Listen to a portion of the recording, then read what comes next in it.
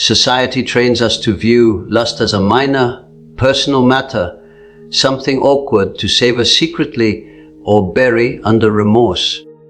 But this flawed perspective is exactly what leaves countless individuals feeling torn inside.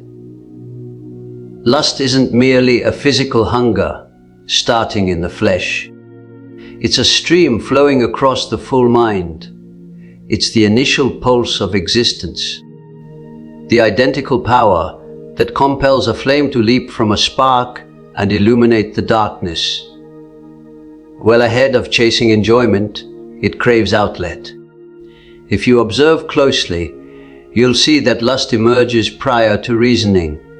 It ascends unbidden. That fact by itself ought to reveal a key truth. It isn't part of the logical brain. It resides in a profound stratum of your being, a stratum that communicates via visions, urges, and yearnings. When folks mention feeling propelled, uneasy, or eager for additional, they are frequently referring to lustful vigor without knowing it. This vigor is impartial inherently. It lacks ethical guidance until the aware brain assigns one. The sorrow is that numerous folks never master steering it. Rather, they permit society dread and embarrassment to choose on their behalf. When lust is misconstrued, it splits apart. It seeps into obsessions, diversions, daydreams, and dependencies. It pursues fast ease instead of significant invention. This explains why numerous feel drained amid ongoing excitement. The vigor is expended, yet nothing gets constructed. However, watch what transpires when this identical power meets mindfulness. When it's not promptly released but retained, sensed, and merged, it starts altering its nature. It ceases surging externally. It pivots internally and ascending. Abruptly, it energizes inventiveness. Concepts emerge with force. Concentration intensifies. The person's senses more vibrant, more here, more able for ongoing work. What was formerly called enticement unveils as possibility. This explains why exceptionally inventive folks frequently portray their endeavors with terms that echo undeniably sensual fixation, zeal, blaze, appetite. They're not using figures of speech. They're outlining a conversion. The vigor that might have vanished in brief delight has been rerouted into significance. This isn't chance, it's mental requirement. Vigor can't be eradicated, solely altered. When this alteration fails to happen, the mind endures. Suppressed lust doesn't vanish, it gets twisted. It shifts into unease, annoyance, bitterness, or a fuzzy feeling of void. Folks then hunt frantically for excitement, thinking something external will replenish what seems absent. But what's absent isn't delight, it's aim. Lustful vigor, when refused a superior channel, rebels. This explains why judging lust has never succeeded. You can't humiliate a basic power of existence into submission. The mind doesn't react to disapproval. It reacts to comprehension. Once you acknowledge that lust is inventive vigor, not simply bodily craving, your connection to it shifts. You cease wondering, how can I eliminate this? And begin wondering, what does this aim to construct via me? Right then, accountability steps in. Not suppression, not excess. Accountability to bear potent lust is to bear potent strength, and strength requires awareness. Without it, the person gets overtaken by urges they don't grasp. With it, those urges turn into nourishment for development. This marks the contrast between being pushed and being guided. Examine your existence attentively. Where do you sense uneasy? Where do you sense a drive for fervor, bond, or manifestation. These aren't defects in your nature. They're indicators. The mind communicates initially via lust, since lust propels us. It rejects immobility. It shoves us toward evolving beyond our current state. When overlooked, it turns harmful. When heeded, it turns prophetic. The planet teems with folks who've mastered consuming, but not inventing. They expel vigor over and over and ponder why nothing alters. Invention demands holding. It demands the skill to linger with the strain of lust without swiftly settling it. This strain is uneasy indeed, but it's also the spot where change occurs. In that internal force, the character rearranges around something elevated. So the query isn't if you possess lust. The query is if you're unaware of it or conversing with it. If it depletes you or constructs you. If it has you pursuing feelings or directs you to significance. This power will form your existence anyway. The sole selection is if it does so unknowingly or knowingly. When you scrutinize your lustful pulls truthfully without critique or excuse, you start meeting aspects of yourself that have stayed concealed for ages. Lust doesn't pick its targets randomly. It's choosy, emblematic, and intensely individual. What pulls you holds mental significance, whether you're conscious or not. Every pull is a note from the subconscious, scripted in the tongue of pictures and feeling instead of reason. Folks commonly think they lust for another individual for their essence. But more commonly, they lust for what that individual symbolizes. Potency, liberty, softness, risk, command, purity, originality. These traits awaken something inactive inside. Lust is seldom about ownership. It's about acknowledgement. You spot something in the other that echoes with an unspoken aspect of yourself, and the mind replies with force. This explains why specific patterns recur in pulls. The identical kind of individual, the identical sentimental pattern, the identical ascent and fall. These recurrences aren't mishaps of destiny. They're incomplete mental dialogues. The subconscious revisits the identical emblem until it's comprehended. Until that point, the person stays forced, confusing force for selection. Ponder how frequently folks are attracted to what they openly profess to shun. They might praise compassion, yet feel drawn to harshness. Discuss steadiness, yet yearn for turmoil. Yearn for nearness, yet chase remoteness. These oppositions uncover a fractured internal existence. Lust reveals where the character is fractured, where attributes have been rejected and cast externally. What you can't embody inside yourself, you hunt via another. Pull also uncovers unsettled injuries. Early encounters imprint marks that form how the mind grasps affection, security, and strength. Lust frequently orbits these marks, trying to settle them via recurrence. The mind isn't concerned with ease. It's concerned with fulfillment. It will remake known sentimental terrains, even agonizing ones, hoping this time the result differs. This explains why pure determination can't shatter specific patterns. You might resolve to select wiser, yet discover yourself tugged back into identical patterns. The pull doesn't stem from aware liking. It stems from subconscious recognition. Until the foundational significance is raised to mindfulness, lust keeps functioning as destiny. But once you inspect closely, the enchantment starts fading.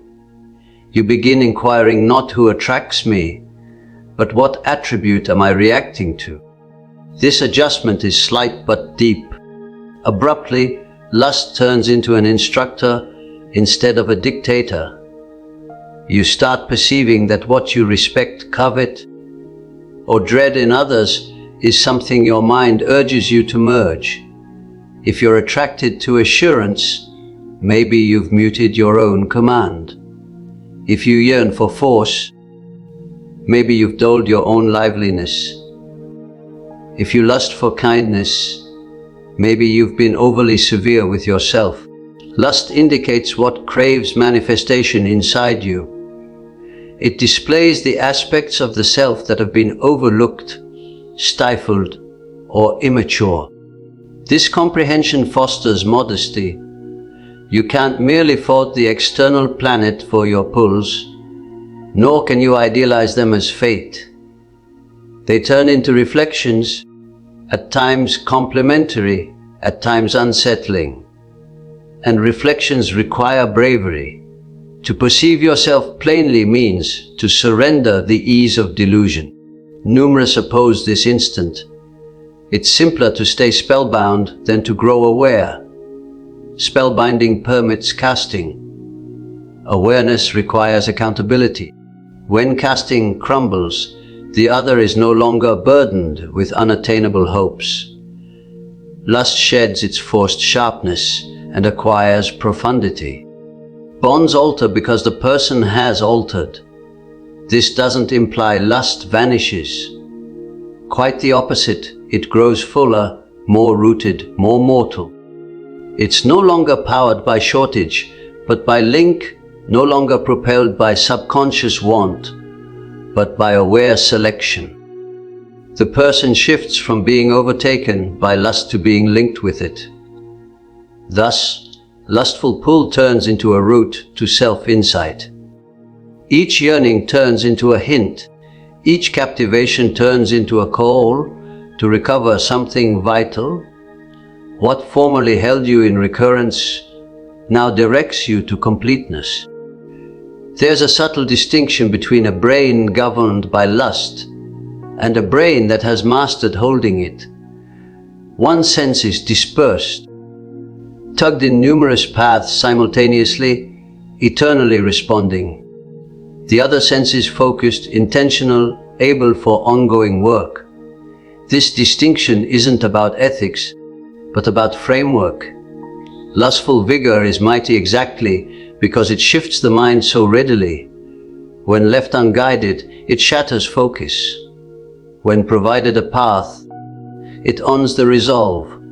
Ungoverned lust doesn't just divert, it diminishes internal unity. The person grows used to instant expulsion, to swift ease instead of significant strain. Gradually, this wears away endurance. The brain masters fleeing unease rather than lingering with it. Concentration contracts. Urges increase. What seems as enjoyment is frequently a type of weariness, a continual emptying of vigor without restoration. This explains why forced excitement seldom fulfills. Each expulsion vows ease, yet abandons a slight void. The mind detects that something precious has been expended without gain. The resolve softens, less able for opposition. Choices turn responsive instead of selected. One urge succeeds another, and the person ponders where their feeling of command vanished. But something extraordinary occurs when lust isn't promptly executed. When it's permitted to persist without expulsion, the mind enters a condition of elevated strain.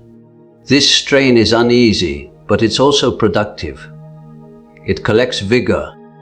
It compels the person to stay current with themselves. Rather than fleeing into deed, the brain pivots inward and commences arranging. This is where self-control is frequently misconstrued.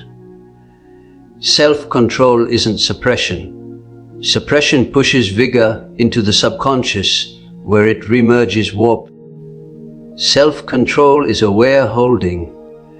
It's the skill to grasp vigor without dread, to stay conversing with it instead of being swamped by it. In this condition, lust turns focused instead of dispersed. Focus alters all. Attention intensifies. Thinking grows more structured. The person encounters a rising feeling of internal firmness. This isn't stiffness, but unity. The mind commences trusting itself. The resolve fortifies because it's no longer perpetually sabotaged by urge. Each occasion lust is consciously guided. The person bolsters their ability for self-direction. This self-direction doesn't stem from coercion. It arises from grasping the price of unaware expulsion. When someone acknowledges how much vigor is squandered via forced conduct, moderation turns purposeful instead of penal. The brain commences prizing its own lucidity. Lust is no longer a foe to battle, but a strength to handle. Guided lust inherently pursues elevated manifestation. It advances toward tasks needing force, toward objectives requiring tenacity. The identical vigor that formerly pursued feeling now nourishes focus. The person uncovers an unforeseen origin of stamina. Duties that formerly seemed exhausting now seem engrossing. Work turns less about conflict and more about stream. Gradually, this alters the character. The person grows less responsive, less readily incited. Sentimental steadiness rises. This isn't dullness, but toughness. The mind masters that it can endure strain without breaking. This ability stretches past lust into all domains of existence. Difficulties are confronted with firmness instead of haste. It's here that genuine potency evolves, not the noisy potency of control, but the silent potency of self-ownership. The person no longer requires continual validation or excitement. There's an internal store to pull from. Choices are crafted with lucidity because the brain isn't captured by unscrutinized drives. This doesn't imply lust vanishes. Quite the opposite. It grows more striking, more merged because it's no longer squandered. It preserves its liveliness, lust, and resolve commence collaborating instead of opposing each other. The person encounters a feeling of harmony as if their internal powers are at last uniting. When lust is guided, the mind sense is aimed. There's reduced internal clash, reduced self-deception. The person grows able for extended outlook. They can postpone satisfaction not from dread, but from regard for something larger they're constructing. This marks the sign of adulthood, not the lack of lust, but the command of it. Society trains most to view lust as a transient fleshly drive, something to either chase or conceal. Few acknowledge that inside that force resides a guide to their own capability. The exact power they tend to dread, oppose, or reject is the identical power that can spark bravery, originality, and aim. Every wave of yearning bears a note, a suggestion of what the self can achieve. If it's grasped instead of stifled, numerous flee from lust since it seems perilous. It seems wild, unforeseeable, dominating. They confuse its force for something unethical or disgraceful. Thus they devote years attempting to divert themselves to deaden the blaze instead of grasp it. Yet the reality is that the vigor isn't the adversary. Its peril resides solely in unawareness, in the inability to acknowledge it as a courier, not a ruler. Inside its warmth resides the ignition of change. The exact power that attracts you to another can also attract you to yourself, to your fate. If you observe, you recognize that the most captivating folks, the most impactful, the most inventive are frequently those who haven't spurned this vigor, but have permitted it to polish them. They have mastered moving alongside it instead of opposing it. The force that once could have devoured them now turns into nourishment for deed. What they lusted in passing instants turns into a reflection of what they can personify in existence itself. Lust in its core is unrefined, unformed capability, its existence in its densest shape requesting guidance. This re-guiding doesn't imply suppression. Suppression merely curves the vigor into darknesses, unease, fixation, or diversion. The person might seem self-controlled outwardly, but inwardly the power is still propelling them subconsciously. Change happens when the vigor is acknowledged, claimed, and raised. The identical blaze that once hunted brief fulfillment is now utilized to invent, to articulate, to direct, to pioneer. It turns into a pathway for evolving the individual you're destined to be. Consider lust as a stream. When left wild, it can overflow, wear away, and ruin. When blocked, it stills forfeiting liveliness. But when guided, it energizes mechanisms, waters terrains, and delivers existence to areas that would else stay desolate. Lustful vigor functions similarly. It's the stream of liveliness inside you. Its flow can swamp or energize based on if you steer it with mindfulness. Most evade examining this reality since it compels them to face themselves. Lust inquires, who am I? What have I rejected? What aspect of me has been concealed, ignored, or dreaded? It declines to be disregarded. The mind doesn't settle until this vigor is acknowledged, until it discovers a channel that's truthful, aimed, and harmonized with the profound self.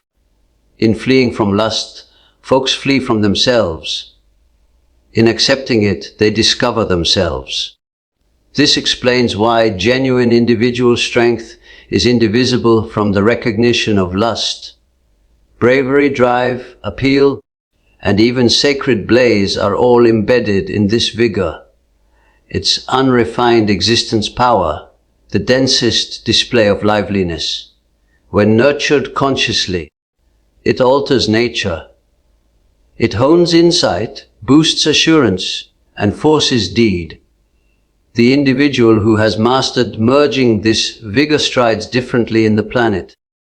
They are no longer subject to drives. They are guardians of a strong internal flow. Yet this procedure is slight. It doesn't proclaim itself with spectacle. It manifests in minor selections. The skill to postpone satisfaction.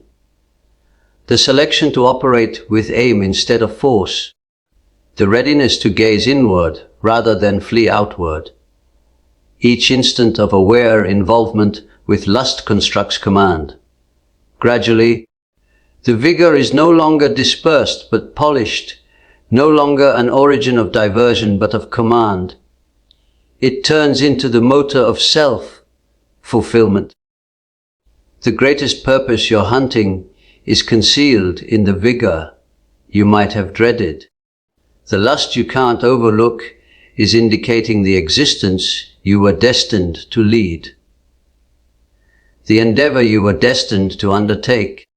The display of yourself that will imprint the planet. What you've been pursuing externally is already embedded inside you. Your yearning is a guide. It's not about excess or shunning. It's about harmony. It requests you to pivot inward, to acknowledge your capability, and to operate on it. Most folks live existences of settlement, never venturing to direct their profoundest vigor. They might attain achievement in standard measures, but there's always a slight feeling of unfinishedness, of vigor unused, of strength unutilized. Those who grasp lust, who respect it as a power of existence instead of a danger, don't encounter this void. They exist completely, zealously, intentionally. The blaze that once seemed perilous now lights the route ahead. And when you ultimately embrace that the exact vigor you dreaded contains the plan of who you're destined to become, you cease fleeing and commence ascending. If you enjoyed this exploration of inner forces, please like the video and subscribe to Winds of Thought for more insights. Your deepest longings are maps to untapped power within.